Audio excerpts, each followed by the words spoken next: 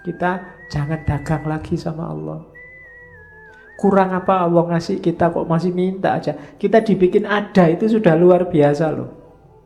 Karena kita bisa tidak ada. Tapi Allah mengizinkan kita ada, itu sudah harus terima kasih luar biasa. Kita bisa menikmati macam-macam sekarang. Itu izinnya Allah.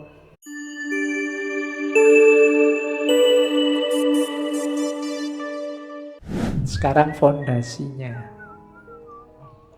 Fondasi sholat itu syahadat. Oke ya. Di sesi sebelumnya ketika ngomong sesi Tijenar, syahadat itu ada namanya sasahidan, ada panjang pakai bahasa Jawa. Cuma saya tidak nukil di sini sampai detail, kita ambil semangatnya saja. Maksudnya sasahidan itu. Jadi syahadat yang tidak cuma di mulut, tapi diinternalisasi dalam diri dan pastinya diwujudkan dalam perbuatan. Ya kalau sekedar asyhadu alla ilaha illallah wa asyhadu anna muhammadar rasulullah, syahadat paling mantep itu jatahnya tukang adzan. Kalau adzan kan mantap sekali syahadatnya. Nggak, bukan itu, yaitu mulutnya memang mengucapkan syahadat. Tapi bukan cuma mulut, batinnya juga harus bersyahadat. Dan anggota tubuhnya juga harus bersyahadat. Jadi kesaksian bersyahadat itu apa sih? Yang menunjukkan aktivitas bahwa, yang menunjukkan bahwa kita percaya ada Allah. Aktivitas kita sering tidak menunjukkan bahwa kita percaya ada Allah. Misalnya putus asa, itu menunjukkan kita tidak percaya ada Allah. Misalnya menuruti hawa nafsu terus-terusan, itu menunjukkan kita tidak percaya ada Allah. Melakukan kejelekan sekecil apapun, itu menunjukkan kita tidak percaya ada Allah. Mulut kita bersyahadat tapi tubuh kita belum. Kesaksi, jadi syahadat itu kan makna letternya kesaksian. Kesaksian itu tubuh kita jadi saksi syahadat. Jadi tidak cuma mulutnya, aktivitas kita sehari-hari jadi saksi bahwa kita yakin Allah itu ada dan kita nomor satukan Allah. Itu namanya bersyahadat. Ada cerita populer muridnya Sunan Kalijogo yang namanya Syekh Jangkung. Syekh Jangkung ini kabarnya murid yang tidak terlalu pinter, orang desa. Satu ketika ada tes baca syahadat. Muridnya dites satu-satu oleh Sunan Kalijogo dan sukses. Fasih semua, tajwidnya luar biasa semua. Nah, yang ketar-ketir saya Jangkung ini, mungkin orang Jawa, baca Arabnya ya mesti tidak fasih. Alaihim mungkin jadinya ngalaihim. Cuma begitu jatahnya dia baca syahadat, dia tidak mengucapkan syahadat, tapi naik ke pohon kelapa yang paling tinggi, terus menjatuhkan dirinya. Dan tidak tewas ternyata. Ketika semua orang merubung dia, wah sampean kok gitu? Disuruh syahadat aja tidak stres, tidak bunuh diri. Ya. Jawabannya Syekh Jangkung, loh ya ini syahadatku. Menunjukkan bahwa aku yakin 100% Allah itu ada. Segalanya diatur dan ditentukan oleh Allah. Kalau belum waktunya mati ya tidak mati. Yakin aku 100%. Dan tidak mati. Ada yang berani nyoba? Tidak, kok disalah kayak gini nanti. Ini gara-gara ngaji filsafat ini. Nah itu contohnya, ya tidak harus sevulgar itu. Tapi usahakan aktivitasmu sehari-hari menunjukkan bahwa kita ini orang yang bertuhan. Kita ini orang yang percaya pada Allah loh. Gitu. Marah sampai segitunya. Nah, itu menunjukkan nggak percaya kalau ada Allah. Itu kan semua juga skenarionya Allah. Termasuk gelas yang jatuh. Oke. Terus, ya di samping anggota tubuh juga yang paling utama, karena anggota tubuh itu ada kendalinya, yaitu hati. Makanya ada istilah pembatinan syahadat. Pembatinan syahadat itu ya, itu kalau bahasanya di kalimat itu mengheningkan cipta. Bukan mengheningkan cipta yang upacara terus ada lagunya itu. Jadi mengosongkan hati dari kotoran-kotoran duniawi, konsentrasi hanya memasukkan Allah saja di situ. Kemudian menikmati keheningan bersama Allah. Oke, sehingga komandan yang namanya hati ini bisa mengomando anggota tubuh untuk menjalani laku syahadat, bukan hanya ngucap syahadat. Jadi sebelum sholat harus ini dulu. Tidak ada gunanya sholat orang yang belum syahadat, belum yakin bahwa hidup ini satu-satunya yang layak disembah hanya Allah. Oke, itu fondasinya sholat. Terus katanya Siti Jenar, orang mukmin telah keliru karena mengerjakan sholat, jungkir balik mengharapkan surga. Para ulama menyesatkan manusia dengan menipu mereka jungkir balik 5 kali, pagi, siang, sore, malam, hanya untuk memohon imbalan surga. Orang seperti itu sungguh bodoh dan tak tahu diri. Jikalaupun seseorang menyadari bahwa sholat itu dilakukan karena merupakan kebutuhan diri manusia sendiri untuk mengetahui, untuk menyembah Tuhannya, manusia ternyata tidak menyadari keserakahannya dengan minta-minta imbalan surga. Orang-orang telah terbius oleh para ulama sehingga mereka suka berzikir dan disibukkan oleh kegiatan menghitung-hitung pahala tiap hari. Jadi hari ini, bahasa lainnya kritiknya Siti Jenar, kita itu belum serius merindukan Allah, menuju pada Allah, ilaihi rojiun. Kita masih dagang. Apapun yang kita lakukan, kita nunggu imbalan. Finalnya kan imbalan surga itu. Yang di sana ada puluhan ribu bidadari siap pakai. Loh ya kan, siap pakai, masih grace semua. Dan katanya selalu perawan. Saya tidak tahu kamu seneng apa enggak kalau perawan terus-terusan. Katanya perawan itu susah, jadi tiap hari susah kamu nanti. Perawan terus. Oke, jadi itukah yang ada di kepalamu kan gitu.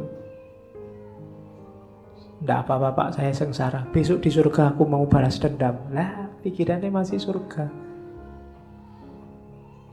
Allahnya lagi-lagi di luar radar.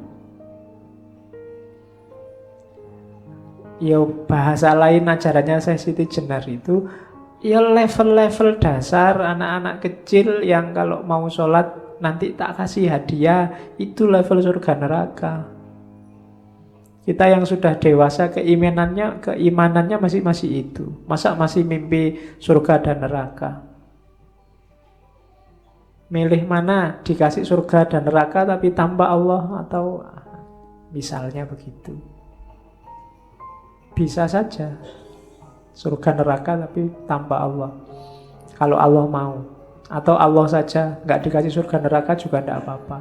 Atau otomatis kalau kita dekat sama Allah dikasih surga. Atau sudahlah, nggak usah dipikir imbalan itu. Kita jangan dagang lagi sama Allah. Kurang apa Allah ngasih kita kok masih minta aja. Kita dibikin ada itu sudah luar biasa loh. Karena kita bisa tidak ada. Tapi Allah mengizinkan kita ada Itu sudah harus terima kasih luar biasa. Kita bisa menikmati macam-macam sekarang. Itu izinnya Allah. Lah kok sholat sehari cuma 5 kali, itu pun tidak ada 3 menit. Nuntut imbalan surga. Kayak Allah belum pernah ngasih apa-apa. Nah, itu bahasanya Siti Jenar. Surga dan neraka itu letaknya pada manusia masing-masing. Orang bergelimang harta, hidupnya merasa selalu terancam oleh pesaing bisnisnya. Tidur tak nyenyak, makan tak enak, jalan pun gelisah. Itulah neraka. Sebaliknya, seorang petani di lereng gunung terpencil, hasil bercocok tanam cukup untuk makan sekeluarga, menempati rumah kecil yang tenang. Tiap sore dapat duduk santai di halaman rumah sambil memandang hamparan sawah hijau. Hatinya sesejuk udaranya, tenang jiwanya, itulah surga. Kehidupan ini telah memberi manusia mana surga, mana neraka. Kalau memang nyari surga neraka, ngapain sih nunggu besok? Ayo dibikin surga kita sendiri, sudah bisa, sudah cukup.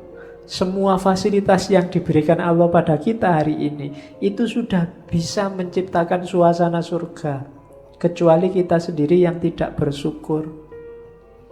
Apa sih yang kamu kurang?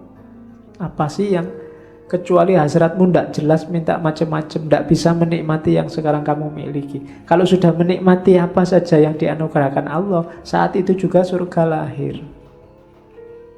Biasanya orang itu fokus pada apa yang dia belum punya. Itu yang bikin orang susah bersyukur, tidak bisa menemukan surga. Uangnya banyak tapi tidak punya pacar, mesti yang dipikir urusan pacar ini terus. Ada yang punya pacar tapi tidak punya duit, yang dipikir mesti duit terus. Punya pacar, punya duit, tapi tesisnya nggak jadi-jadi, mikirnya tesis terus. Kapan syukure? Gitu loh. Ya tesisnya digarap, ya nyari pacar, ya nyari uang, tapi ndak usah sampai segitunya. Ndak usah lebay, bahasanya anak hari ini loh. Sangat banyak nikmatnya Allah yang kita dapatkan, itu syukuri dulu surga. Cukup segelas kopi, nongkrong depan kos-kosan sambil sarungan. Tuh, kalau bisa menikmati kan inilah surgaku. Kan tidak masalah. Ya, oke. Lu tidak apa-apa tuh. Itu surga. Nggak usah nunggu lama-lama, besok di akhirat kamu tidak mesti masuk surga masalahnya. Nikmati sekarang aja. Oke, terus. Nah, sholat menurut Siti Jenar punya 3 dimensi. Sholat syariat, sholat torekot, dan sholat hakikat. Dengan istilahnya sendiri. Sholat syariat itu yang sembah raga tadi. Iyalah, wong yo kendaraannya ini, kalau nggak ada bukti aktivitas fisiknya, nanti tidak kelihatan kepatuhannya. Ya buktinya kita tunduk pada Allah itu ada sembah raga. Ya sholat lah, ya zakat lah. Jangan cuma diambil semangatnya. Pak, sholat itu kan doa Pak. Saya sudah berdoa tiap hari Pak. Sholat itu kan intinya ingat sama Allah Pak. Saya ingat terus Pak sama Allah. Jadi saya nggak perlu sholat. Kalau kamu ingat dan percaya sama Allah, Allah nyuruh kamu sholat. Kan gitu. Saya sering menganalogikan pintu dan rumah. Kalau Allah yang ada di dalam rumah itu, terus Allah bilang, kalau ingin ketemu aku, lewatlah pintu depan itu. Ya, kalau ingin ketemu Allah, ya lewat aja pintu depan itu. Itulah syariatnya. Tapi kan yang penting ingat Pak, nggak harus lewat pintu depan itu, yang penting ketemu kan bisa lewat jendela misalnya. Loh, iya lewat jendela mungkin kamu bisa ketemu Allah, tapi mungkin Allah tidak berkenan. Allah sudah bilang lewat pintu. Ya pintunya itu syariat. Itulah sembah raga. Bukan olahraga loh ya. Sembah raga. Tapi memang sembah raga ini kalau nanti nggak masuk ke dimensi torekot dan hakikat, hasilnya memang olahraga. Cuma aktivitas fisik. Sholat bikin kita sehat, sholat bikin kita segar. Mungkin sampai itu aja. Aliran darah mengalir ke bawah, mungkin sampai itu aja. Hanya sembah raga. Syaratnya kesucian fisik. Ya pakai air. Wudu, kalau yang punya hadas besar ya mandi. Dan sembah raga ini manifestasi dari penghambaan, ketundukan, kepatuhan, kebersamaan, harmoni. Harmoni itu misalnya kita harmoni diri sendiri dan harmoni dengan orang lain itu ya kalau kita jamaah misalnya itu kan ada fungsi harmoni bersama yang lain. Aspek syariat raganya. Ya itulah bukti bahwa kita tunduk, bahwa kita patuh. Ya kayak kita upacara itu loh, pakai hormat terus tangannya diangkat. Itu kan, Allah saya nggak ngangkat tangan juga tetap menghormati merah putih. Enggak, ada bukti resminya, diatur oleh negara, tangannya diangkat. Nah, bukti resmi kita bahwa kita yakin Allah adalah Tuhan yang mengatur alam semesta dan kita percaya itu yang fisik. Kalau sholat ya sembah raganya. Oke. Nggak usah khawatir. Modenya sembah raga, modenya syariat itu keragaman. Jadi itu kalimatnya Siti Jenar, sholat 5 kali sehari, puji dan zikir itu adalah kebijaksanaan dalam hati menurut kehendak pribadi. Benar atau salah, pribadi sendiri yang akan menerima dengan segala keberanian yang dimiliki. Jadi sholat itu kan sembah raga tadi itu kan semacam tata krama sopan santun yang diwajibkan oleh Allah pada kita. Dan dia beragam. Keragaman itu maksudnya setiap pribadi, setiap ulama, mungkin bahasa lainnya begitu, menafsirkan gaya sholat, cara sholat yang tidak seragam. Secara umum sih sama, tapi kan bagian-bagian tertentu ada yang beda loh. Itu keragaman. Syariat itu ternyata macam-macam kalau syariat. Ada yang takbiratul ihram pakai sendakep, ada yang tidak pakai sendakep. Ada yang, saya dulu pernah di Iran itu, yang imami orang Syiah di masjid besar. Terus kalau di sana misalnya sholat isya ya jahar, imamnya jahar. Cuma waktu waladholin aminnya tidak jahar. Jadi orang pelan-pelan bilang amin. Kalau saya dari Indonesia kan ya terbiasa jahar terus. Jadi waktu waladholin saya teriak sendirian amin. Nah, orang sana-sana podo ngelirik. Oh ini iya, Indonesia mesti itu. Gayanya kelihatan. Kan dikasih tanah Karbala itu ditaruh di bawah. Kalau kita tidak ngasih, mungkin dianggap lupa terus dikasih. Nah, kalau orang Indonesia kan dikasih tanah, ya sujudnya agak menceng dikit. Jadi geser dikit biar nggak kena tanah itu. Itu syariat. Jadi fikihnya kalau Syiah kan fikih Ja'fari. Kalau kita pakai Syafi'i. Ada yang takbiratul ihram, wong sama-sama takbiratul ihram sendakep aja yang di atas perut, ada yang di dada kayak orang kena tembak itu, ada yang gini loh. Saya lihat ada loh yang Allahu Akbar itu gini. Sakit sekali dadanya kelihatannya. Ya, ada yang dibawa udel, macam-macam. Ada yang memahami softnya harus rapat sampai kakinya diinjak. Saya sering begitu. Kaki diinjak kita minggir, dikejar lagi, minggir lagi, dikejar lagi. Ayo. Iya. Kamu sholat kok jadi perlombaan nginjek kaki. Jadi kan itu syariat, macem-macem. Nggak usah kaget, memang modenya beragam. Nggak apa-apa, setiap orang sholat sesuai kemantepannya masing-masing. Itu tadi, makanya keyakinan hatinya masing-masing. Loh, orang yang yakinnya benar di dada atas tadi, kalau dipaksa sholat disuruh menurunkan sendakepnya, ya dia jadinya tidak khusyuk.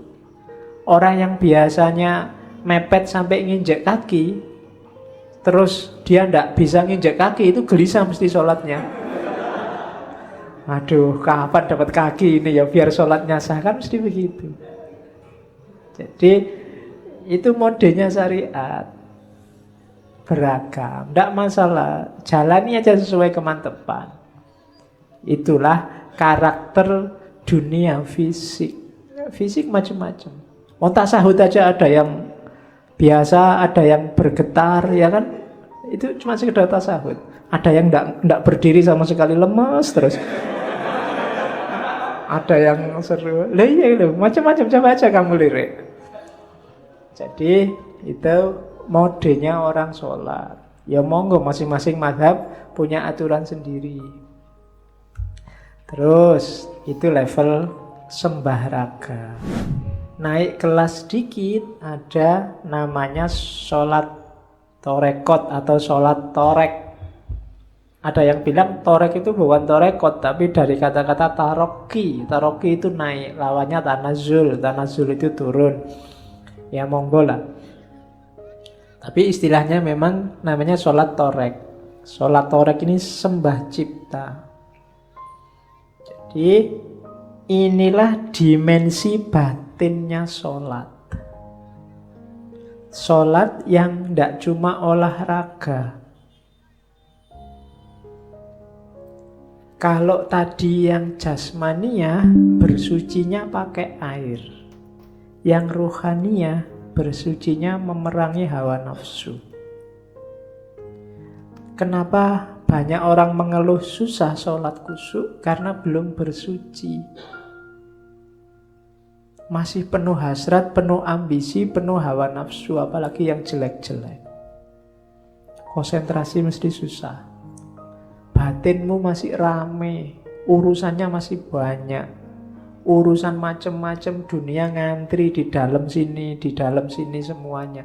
Susah sholat khusyuk. Lagi enak-enak sholat ini muncul semua satu demi satu. Saya pingin khusyuk, nggak pingin inget-inget ini, nggak pingin inget-inget ini. Ya, ketika nggak pingin itu muncul satu-satu. Jadi belum bersuci, sucikan dulu, buang semua yang duniawi, apalagi yang sifatnya hawa nafsu. Saya lupa mendengar apa membaca di mana. Itulah antara lain makna gerakan takbiratul ihram yang mengangkat dua tangan sejajar pundak atau sejajar telinga. Itu semacam isyarat semua yang di luar hubungannya sama Allah minggir. Minggirlah. Begitu katanya. Itu simboliknya, tapi yang jelas perangi dulu hawa nafsumu. Kalau batinmu masih rame, akalmu masih rame dengan hasrat, ambisi, nafsu, mbok kamu punya sertifikat sholat khusyuk 5,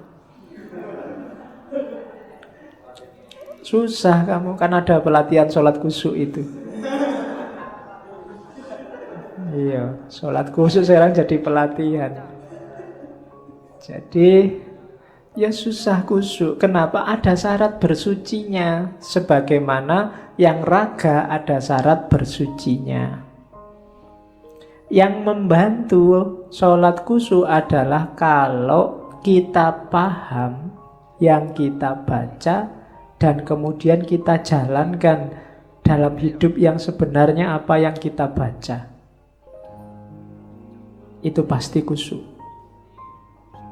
Kalau dalam iftitah misalnya kita membaca inna sholati wa nusuki wa mahyaya wa mamati lillahi rabbil alamin.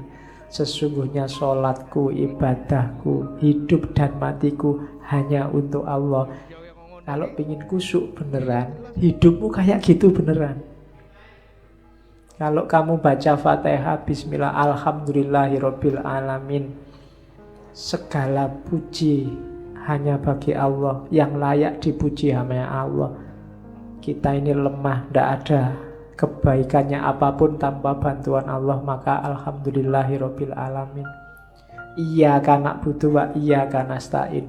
Aku tidak butuh siapapun dan tidak akan nyembah siapapun kecuali hanya Allah saja. Dan benar dalam hidup kita jalani itu. Dan seterusnya. Semua bacaan-bacaannya, doa-doanya kita hayati dan hidup dalam keseharian kita. Itulah sholat torek. Dari situ lahir kekhusyuan. Tidak cuma kekhusyuan dalam sholat, tapi juga kekhusyuan dalam hidup kita. Itulah yang oleh Al-Quran disebut tanha anil fahsya wal mungkar. Kenapa banyak orang sholat masih tetap korupsi? Banyak orang jahat masih tetap korupsi. Cowok cewek pacaran nginep berdua di hotel dan jamaah dulu sebelum tidur bareng. Loh kok kamu ketawa, jangan-jangan pernah. Itu sholatnya hanya olahraga, sembah raga. Belum torek. Belum tanha anil fasya wal mungkar. Jadi makomnya harus naik. Sholat torekot. Terus naik lebih dalam lagi, ada namanya sholat hakikat, atau orang Jawa, Syekh Siti Jenar memperkenalkannya dengan istilah sholat daim. Sholat daim itu sembah rasa. Ini level selanjutnya dari sholat torek. Kalau tadi sholat torek itu membersihkan diri. Kalau sholat daim ini dirinya sudah bersih, sekarang diisi terus menerus dengan yang baik-baik. Cara bersucinya dengan zuhud. Zuhud itu berarti tidak terlalu memasukkan variabel dunia dalam hidup. Jadi orang yang masuk ke level sholat daim itu khusyuknya nggak cuma di sholat, tapi dalam hidup sehari-hari. Itu ada penjelasan. Orang Jawa menyebut apa? Khusyuk itu sinonim dengan kata-kata lerem. Lerem itu sudah mengendap, sudah tenang, sudah mantap, tidak bisa goncang-goncang lagi, sudah stabil. Jadi orang yang sholat daim itu berarti orang yang tiap detik kehidupannya itu kekhusyuan. Bukan kok sholat terus menerus. Bukan ndak syariat terus batinnya sholat terus, ndak. Ya syariat, ya torekot, tapi berlanjut terus dalam hidupnya, itulah sholat daim. Kesadarannya selalu kesadaran Allah, ndak pernah putus. Menjauhkan diri dari perbuatan jelek dan mengisi dengan perbuatan baik dengan landasan kesadaran bahwa Allah selalu ada, menyertai. Dasarnya tadi kan syahadat. Oke. Hasilnya apa? Ketenangan, keteguhan, tidak mungkin was-was, tidak mungkin khawatir. Makomnya aulia, la khaufun alaihim walahum yahzanun. Kalau kita masih sering gelisah, masih sering was-was, sering khawatir oleh apapun, berarti belum masuk ke ranah sholat daim. Orang yang masuk ke makom sholat daim ini, day to day, detik per detik, hidupnya selalu bareng Allah. Namanya sembah rasa, sembah rasa. Jadi rasa hidupnya, cita rasa hidupnya itu sudah cita rasa Allah. Itu namanya sholat daim. Kalau sholat daim ndak berwaktu lagi, sudah terus menerus. Inilah sholat yang dibawa dalam kehidupan nyata. Bukan sholat yang hanya di dalam masjid, keluar masjid kumat seperti semula. Ya. Oke, terus ini dari serat Siti Jenar. Ini juga disalahpahami. Ada yang bilang gara-gara ini dianggap pengikutnya saya Siti Jenar itu tidak sholat, tidak Jumatan. Ada muridnya namanya Ki Lontang. Ki Lontang ini waktu diinterogasi antara lain yang diucapkan itu, bukan Ki Lontong ya. Kamu ngertinya Ki Lontong. Oke, nanti jadi stand up. Katanya Ki Lontang bersujud-sujud tiap hari Jumat di masjid, menyembah kesunyian, kesenyapan, kekosongan. Itulah yang kalian lakukan. Kalau menurut wejangan guru saya, orang sembahyang itu siang malam tiada putusnya dilakukan. Hai Bonang, ini karena yang interogasi Sunan Bonang. Keluarnya nafasku menjadi puji, masuknya nafasku menjadi doa. Karena tutur penglihatan dan pendengaran disuruh melepaskan dari angan-angan. Jadi kalau kamu sholat masih mengiaskan kelanggengan dalam alam kematian ini, maka sesungguhnya kamu ini kafir. Katanya Ki Lontang, yang pertama, kita sholat itu seringkali hanya olahraga. Itu yang dimaksud menyembah kekosongan, kesunyian, gak ada apa-apa, gak ada efeknya. Itu loh yang disembah sopo. Fisiknya aja kadang juga tidak terlalu serius. Ada yang cowopetnya ngalah-ngalahi pesawat mau take off. Saya, kalau Ramadan nanti ada yang terawihnya cepetnya luar biasa. Itu ngapain? Kita sholat kan sedang berkomunikasi loh dengan yang paling maha puncak. Allah yang tiap hari merindukan kita. Sedang berhadapan-hadapan itu kok kelihatan kita tidak kerasan sekali. Allahu Akbar, Allahu Akbar. Yang kita sembah itu apa? Berapa persen Allah hadir bahkan dalam sholat kita? Oke. Jadi itu yang bahasanya Ki Lontang, menyembah kekosongan. Kalimat lainnya, sholat tanpa memahami hakikatnya seperti menyembah bumbung. Bumbung itu kan bambu itu loh. Itu kan ya memang luarnya sih kelihatan kukuh tapi dalamnya kosong. Hatinya kayu, batang kangkung. Batang kangkung kan juga dalamnya kosong. Kosong melompong, hampa dampa, kolong angin. Bahasanya Ki Lontang. Jadi tidaklah sholat itu tidak begitu. Kalau hanya olahraga, kita sedang nyembah bumbung kosong. Tidak ada nilainya. Iya sih luarnya kelihatan ada, tapi dalamnya tidak ada apa-apanya. Dapatnya cuma capek. Kalau puasa dapatnya lapar. Kalau guruku, katanya Ki Lontang, tiap detik kehidupannya adalah sholat. Makanya tadi saya bilang enggak. Para wali itu justru mereka yang maniak ibadah, maniak syariat, tapi tidak berhenti di syariat.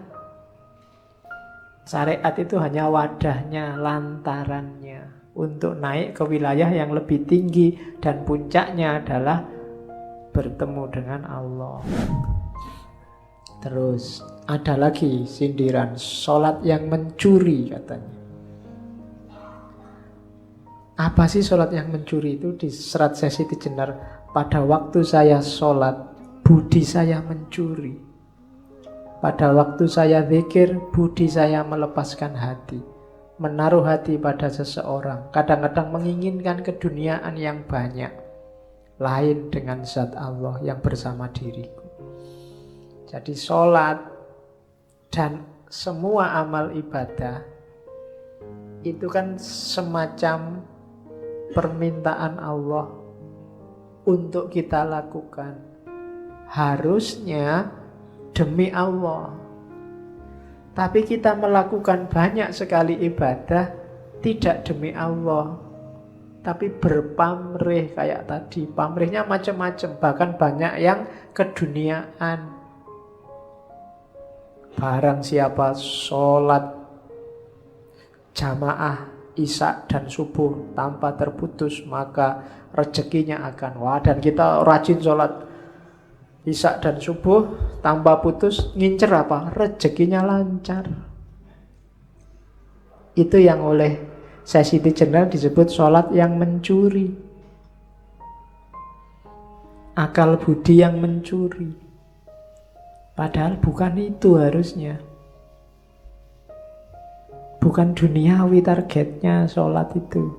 Jadi jangan kesana. Kalau kesana mencuri kamu. Harus tetap Allah. Inna lillahi wa inna ilaihi roji'un.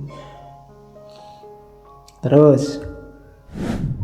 Dan ini nanti kalau dikomparasi dengan ayat, kritiknya Syekh Siti Jenar misalnya bisa dikomparasikan dengan surat Al-Ma'un. Fawailul lil musallin. Orang-orang sholat yang hasilnya malah neraka. Kenapa? Sholatnya karena riya. Alladzina hum yura'un walladzina hum an sholatihim sahun. Sholatnya lalai. Terus ada juga surat Al-Mu'minun yang artinya sholat itu harus khusyuk. Khusyuk itu yang pertama menghindarkan diri dari hal-hal yang sia-sia. Yang kedua tidak menyia-nyiakan waktu serta tempat. Yang ketiga menunaikan zakat. Ya, yang kedua. Yang ketiga menjaga kehormatan diri. Yang keempat menepati janji dan seterusnya. Jadi semua yang diomongkan Syekh Siti Jenar itu, ini kan karena banyak yang kritik, dianggapnya Syekh Siti Jenar itu ngarang, tidak ngerti syariat, tidak pernah ngaji. Tidak mungkin lah. Kalau dilihat dari silsilahnya beliau masih ada garis keturunan sampai ke Nabi. Jadi itu banyak, cuma cara beliau menyampaikan melihat situasi saat itu.